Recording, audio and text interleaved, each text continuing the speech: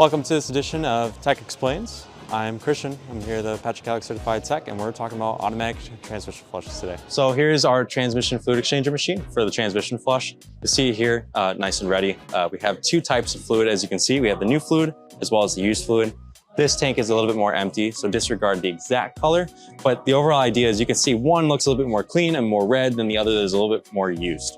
Another example is you can kind of see here, here's this little cylinder. This is the flow of transmission fluid as it comes up through the vehicle, out through the machine, and out through the machine back to the vehicle. And this allows the fluid to get exchanged at a rather quick rate and make sure you don't have any of the old fluid going back in because all of the new fluid getting pushed straight in. So outside of that, I want to go ahead and show you what this is like, just to give you behind the scenes. So if we come over here towards the CT5, you got to kind of see what this looks like. So here you have the transmission in general, right? So this is the pan. This contains all of the fluid in its entirety. Here is the drain plug.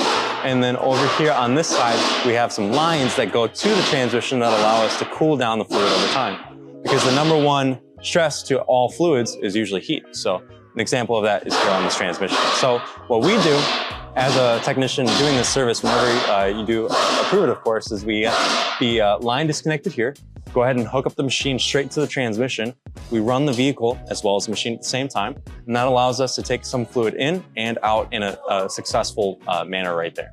So instead of doing the drain and fill, which we would take out a plug, fill up the transmission, and then over and over and over again, you actually get all the fluid out in one go, and it's a lot more efficient of doing so and prevents you from having any gunk left over after doing just a drain and fill service instead. So that's why we recommend going ahead and doing this service instead. It's because we want the longest life out of your transmission with the best fluid that you can. And so that's the overall idea on why we do transmission fluid exchanges. Thank you.